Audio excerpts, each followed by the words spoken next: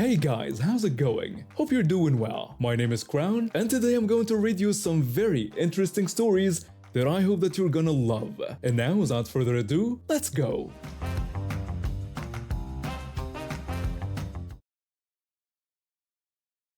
I was studying criminal justice at community college, thinking I'd become a detective or something, but life had other plans. My dad got sick, and I had to drop out to help with bills. A buddy of mine worked security at the mall and told me they were hiring. I figured it would be temporary just until I got back on my feet. 7 years later, here I am, still walking these shiny floors and dealing with shoplifters, lost kids, and the occasional food court fight. Most days are pretty routine. I do my rounds, check the back exits, make sure nobody's causing trouble. The pay isn't great, but it's steady, and honestly, after my dad passed 2 years ago, having something stable has kept me going. My mom worries about me, thinks I should go back to school, but for now, this works. Plus, the stories I collect are worth their weight in gold. So there I was, doing my usual afternoon patrol near the electronics store. That's when I spotted her. This woman, probably mid-40s, had that unmistakable haircut, you know the one. She was hovering around the phone display, picking up devices, putting them down the whole time complaining. I got close enough to hear her going on about how ridiculous the prices were, calling it highway robbery. I kept walking but made a mental note. Something about her energy felt off. You develop a sixth sense for this stuff after a while. People who are genuinely shopping move differently than people who are planning something. I circled back around to the food court, grabbed a coffee, and was heading back when I heard it. That piercing beep of the security alarm. I turned around fast and saw the same woman speed walking toward the exit, her purse noticeably fuller and clutched tight against her side. I moved quickly, positioning myself between her and the doors. I told her I needed her to come with me. She stopped dead, and her face immediately flushed bright red. Her eyes went wide like she couldn't believe I had the audacity to stop her. She demanded to know how I dared to speak to her that way, and asked if I had any idea who she was. I told her honestly that I didn't know who she was, but explained that the alarm had gone off when she walked through and I needed to check her bag. She accused me of harassment and said she was a paying customer. I responded, telling her that if that was true, she wouldn't mind showing me her receipt and letting me verify her purchase. She was shaking with rage now, her voice getting louder and shriller. She told me to go ahead and check, but warned that I'd regret it when her lawyer got involved. She shoved the purse at me with such force, I almost dropped it. I started going through it while she huffed and puffed beside me. And there it was, right on top. A brand new phone, still with the security tag attached, the little sticker with the store's logo clearly visible. Before I could even speak, she snatched the bag back and screamed that the phone was hers and that she'd bought it. I asked her if she could show me the receipt. Her face went through about 5 different expressions in 2 seconds. She stammered that she'd thrown it away in the trash can by the entrance, but insisted it was definitely hers. My walkie-talkie crackled. It was the electronics store manager reporting that they had a missing phone from the display, a high-end model, and asking if I could confirm. I pressed the button and confirmed that I had it. The woman heard this and completely lost it. She shouted that we were all working together, that this was a setup, and that we were trying to frame an innocent person. People were starting to gather now, phones coming out, probably filming. I could feel the situation spiraling.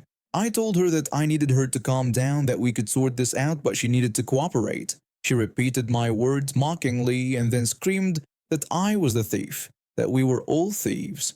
I reached for my walkie-talkie to call for backup, and that's when it happened. She lunged forward and bit my arm. Hard. I felt her teeth sinking through my uniform sleeve, and the pain was instant and shocking. I yelled and stumbled backward, clutching my arm. The crowd gasped. Someone screamed. I looked down and could see teeth marks through the fabric, already starting to bruise. I told her that she needed to stop right now, but she wasn't listening. She was in full meltdown mode, screaming that she'd bite every single one of us and calling us all liars, thieves, and conspirators. That was it. I grabbed my radio with my good arm and called for immediate police assistance, reporting assault and shoplifting with a violent suspect. The woman kept screaming, kept threatening. A couple of other security guards arrived and helped me keep her contained without touching her. She was pacing like a caged animal, still clutching that purse. When the police finally showed up, it took 2 officers to restrain her. She fought them the whole way, kicking, screaming, trying to bite them too. She kept yelling that it was illegal, that she was innocent, that this was all conspiracy against her. They got the cuffs on her eventually and started walking her out. She was still yelling when they put her in the patrol car, something about suing everyone and how we'd all pay for this. I gave my statement to the remaining officer, showed him the bite mark on my arm, which was swelling nicely by then. The store manager came out with the security footage, which showed everything clear. Her taking the phone, concealing it, walking past the register without paying. The officer shook his head and told me this wasn't her first time doing something like this. He explained that she had a record and had hit 3 other malls in the county doing the same thing. I was genuinely shocked and asked if he was serious. He confirmed it and thanked me for stopping her, then advised me to get my arm checked out. I went to the first aid station in the mall, and they cleaned and bandaged the bite. They recommended I get a tetanus shot just to be safe, which I did later that evening. The next day I was back at work, arm still sore but functional. The store pressed full charges: assault, shoplifting, resisting arrest, the works. Word got around the mall fast. For the next week, everyone wanted to hear the story of the woman who bit me over a phone. My co-workers wouldn't let us go. One of them joked and asked if I'd at least bitten her back. I reminded him about professional standards. But honestly, it's just another day in this job. You never really know what you're going to deal with. Today it's a biting shoplifter. Tomorrow it might be something completely different. I've learned to expect the unexpected. And yeah, I'm still here, still walking these floors, still keeping an eye out for the next person who thinks they can get away with something. 'Cause someone's got to do it. My nephew was in elementary school about 2 blocks from my house. His parents both worked full-time, so we had this arrangement where he'd come to my place after school and hang out until they could pick him up. I work from home, so it was perfect. I could help with homework, make snacks, and we'd have a great time together. We're really close, and honestly, those afternoons were the highlights of my day. We'd play catch in the yard, he'd absolutely destroy me in video games, or we'd just chill and watch movies. He's pitching baseball now, and I like to think those practice sessions in my backyard helped a little. Life was pretty sweet, except for one massive problem. That problem lived across the street from me. Let's call him Karen, 'cause honestly, this kid was the male version of every entitled, awful Karen you've ever heard about. He was in the same grade as my nephew, and somewhere around 4th grade, he decided my nephew would make an excellent target. The walks to my house became a nightmare. My nephew would show up with bruises. Sometimes he'd have tears in his eyes. His clothes would be torn. And when we'd ask what happened, he'd clam up. Part of it was fear, I think. Part of it was this misguided idea that he was protecting us by not telling us the full extent of what this little monster was doing to him. It got so bad that my sister, my brother-in-law, and I went to the principal. We called our local police department asking for advice. You know what everyone told us? The principal brushed us off with the usual nonsense about boys being boys. He suggested we have my nephew try making friends with Karen instead. The police told us there was nothing they could do since it wasn't happening on school grounds and we didn't have proof. The principal kept insisting we should just ignore Karen and he'd eventually get bored and move on. Absolute garbage, all of it. Since the attacks were happening during the walk to my house, I started meeting my nephew at school. I'd walk him to the nearby baseball field for batting practice, carrying a baseball bat very visibly. Karen would see me, see that bat, and see the look in my eyes that clearly said I wouldn't hesitate to use it if he tried anything. For a couple weeks, it worked. But then the bullying just moved to school, and it got worse. Karen would mock my nephew in front of other kids, calling him a baby who needed his auntie to walk him home. He'd ask loudly what kind of loser could make it 2 blocks without help. The school did nothing. Shocking, right? They were about as useful as a screen door on a submarine. We even went to Karen's parents, begging them to do something about their son. That meeting was a disaster. I won't go into details because we'd be here forever, But let's just say it was pretty obvious why Karen acted the way he did. The apple didn't fall far from that rotten tree. During all this, my nephew was miserable. He wouldn't go outside to play because Karen would be there to harass him. He told me later that while he appreciated me walking him home, he wanted to be a big boy and handle his own problems. That broke my heart. My sister, my brother-in-law and I were at our wits' end. We wanted to help so badly, but my nephew had withdrawn and we'd run out of options. Our hands were completely tied. Then one evening during summer vacation, between 4th and 5th grade, I was watching the news. There was this special about crows and ravens. These researchers did an experiment where they tested the memory of wild crows, and it turned out these birds not only had incredible memories, but they would actually attack anyone who harmed another crow. They'd even recruit other crows to help.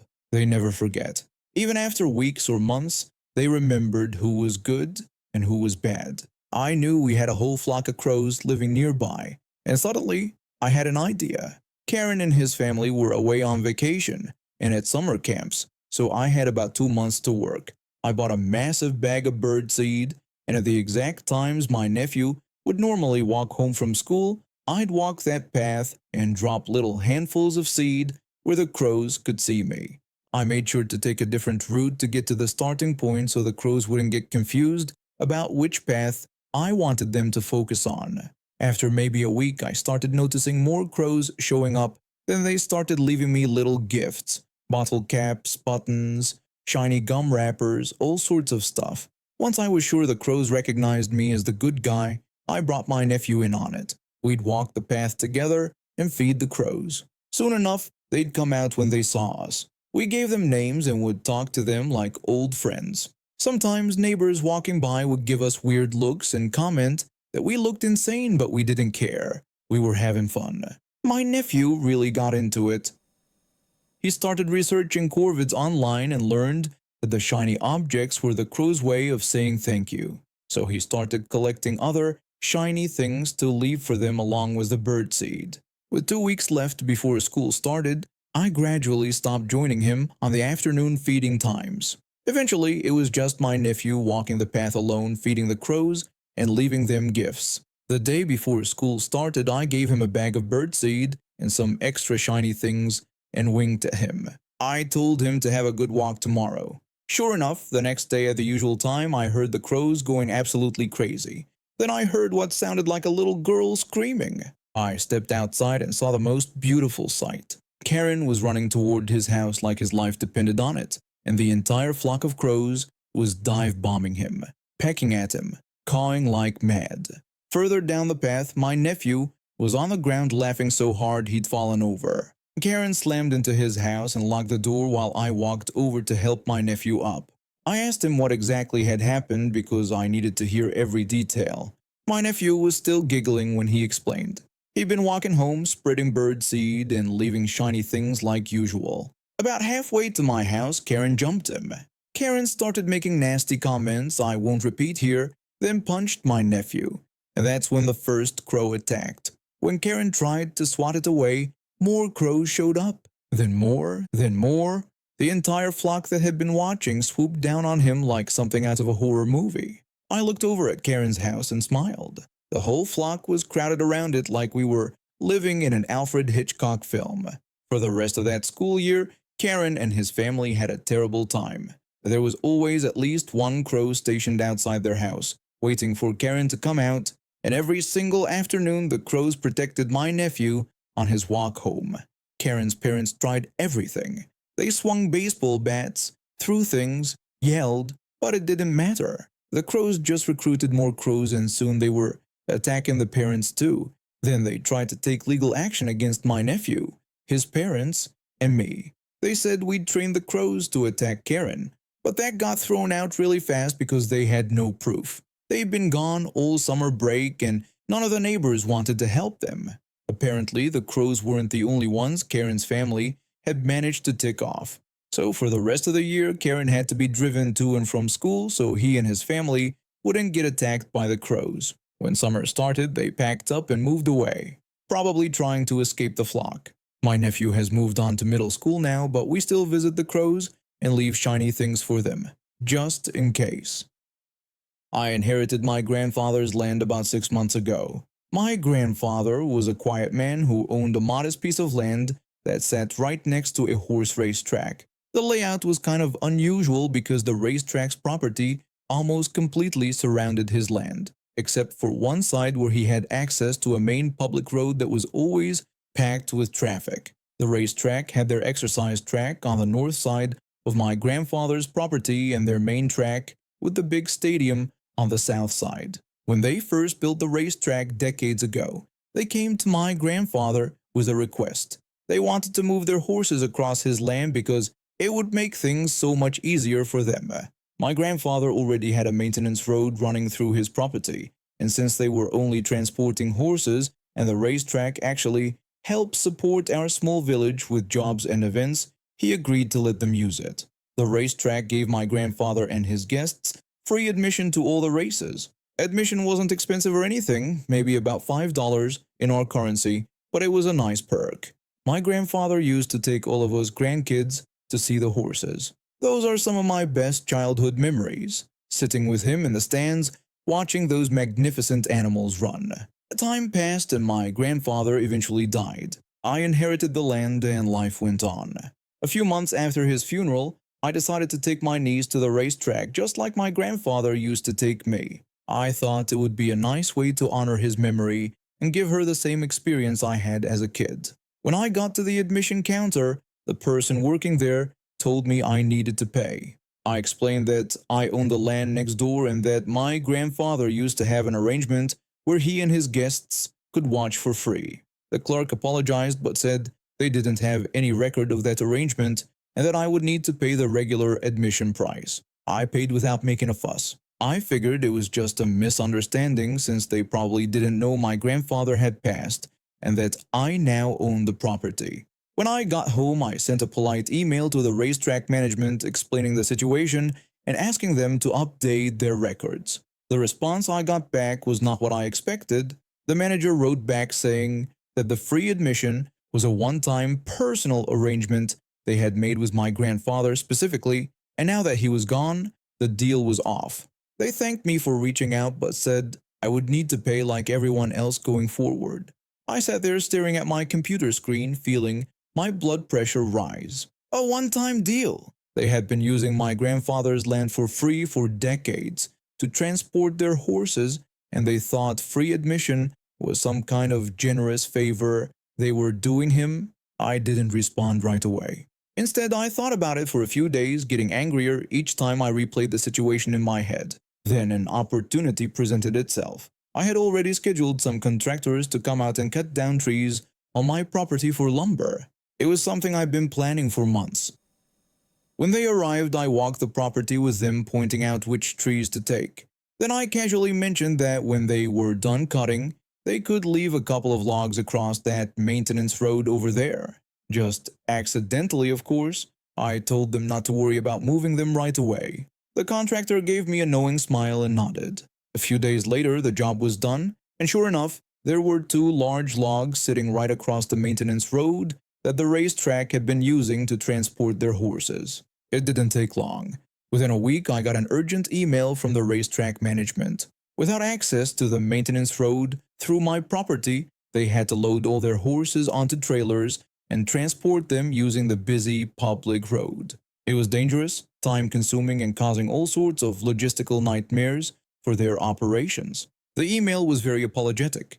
They said there must have been some misunderstanding about the admission arrangement and that they would be happy to honor the same deal my grandfather had if I would please remove the logs blocking their access. I took my time responding. When I finally did, I kept it short and sweet. I wrote that the one-time deal they had struck with my grandfather was off, just like they had told me. The emails that followed were increasingly desperate. They needed that road. Moving horses on the public highway wasn't just inconvenient, it was actually becoming a safety issue, and they were getting complaints from the local authorities about the traffic disruptions.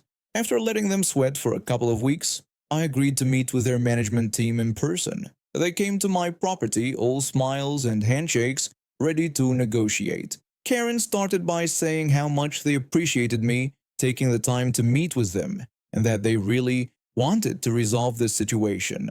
I told her I was listening. She offered to restore the free admission for me and my guests, just like my grandfather had. I said that was nice, but I was going to need more than that. Her smile faltered a bit. She asked what I had in mind. I explained that they had been using my land for free for decades and that I thought it was time we formalized this arrangement properly. I told them I wanted $400 a month for the easement across my property plus the free admission. Karen said that $400 seemed excessive. I asked her how much it was costing them to transport those horses on the public road. How much in extra insurance? How much time? How many complaints from the authorities? She looked at her colleagues. They had a whispered conversation among themselves. Karen said they would need to discuss this with their board. I told them to take their time and that those logs weren't going anywhere. It took another week, but they agreed to my terms. Now I get $400 deposited into my account every month, and my niece and I can watch the horses anytime we want, just like my grandfather and I used to do. And now we have reached the end of today's stories. Thank you for watching, and see you next time.